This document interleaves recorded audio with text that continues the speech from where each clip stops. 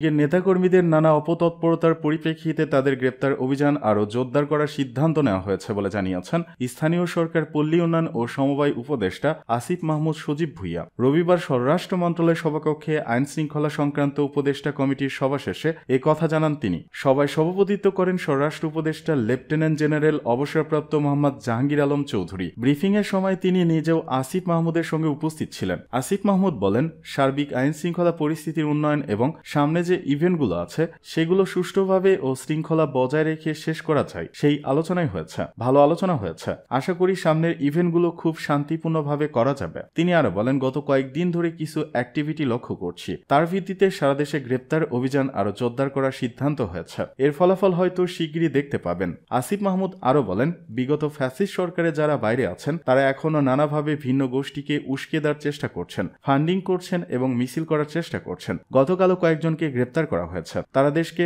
অস্থিতিশীল করার ষড়যন্ত্রে লিপ্ত। তাদের বিরুদ্ধে মামলা রয়েছে এবং সুস্পষ্ট অভিযোগও রয়েছে। তাদের গ্রেপ্তার করা হয়েছে। নিষিদ্ধ ঘোষিত ছাত্রলীগের ফিরে আসা প্রসঙ্গে অন্তর্বর্তী সরকারের এই উপদেষ্টা বলেন, গতকাল যে ছবি পেয়েছি তার সত্যতা নিয়ে প্রশ্ন রয়ে গেছে। আমাদের গোয়েন্দা সংস্থা থেকে তথ্য এসেছে এটি পুরনো ছবি অথবা সেখানে যে ছাত্রলীগ লেখা ছিল তা এডিট করা হয়েছে। তিনি আরো বলেন, আমরা দেখেছি যে আওয়ামী লীগ ও ছাত্রলীগ আগামীকাল কর্মসূচি ঘোষণা করেছে। এর আগে বিভিন্ন সময় কর্মসূচি ঘোষণা করলেও সেগুলো বাস্তবায়িত হয়নি। আইন শৃঙ্খলা রক্ষাকারী বাহিনী এই বিষয়ে সতর্ক রয়েছেন। এক প্রশ্নের জবাবে যুব ও ক্রীড়া উপদেষ্টা আসিফ মাহমুদ বলেন, আওয়ামী লীগ ও ছাত্রলীগ যে কোনো সময় বিশৃঙ্খলা সৃষ্টি করতে পারে, সেই সম্ভাবনা রয়েছে, যতক্ষণ না তারা পুরোপুরি নিষ্ক্রিয় হয় না।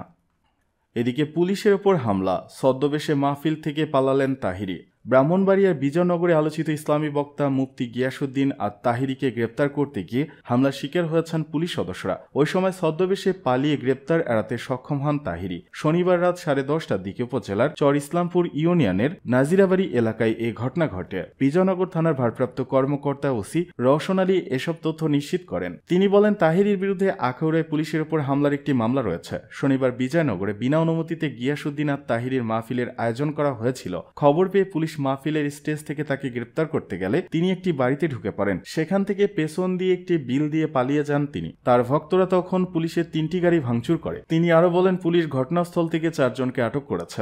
এ ঘটনায় আইনানুগ ব্যবস্থা গ্রহণের প্রস্তুতি চলছে। এর আগে গত শুক্রবার আখাউড়ায় বিনা অনুমতিতে গিয়াসউদ্দিন আর তাহিরির একটি মাহফিলের আয়োজন করা হয়। সেখানে পুলিশ গিয়ে দ্রুত মাহফিল শেষ করার কথা বললে ভক্তরা হামলা করে এক এসআইয়ের মাথা ফাটিয়ে দেয়। মাহফিল থেকে পুলিশের বিরুদ্ধে উস্কানিমূলক বক্তব্য দেওয়ার অভিযোগ ওঠে। ওই ঘটনায় তাহিরি সহ 15 জনের নামে মামলা করে পুলিশ।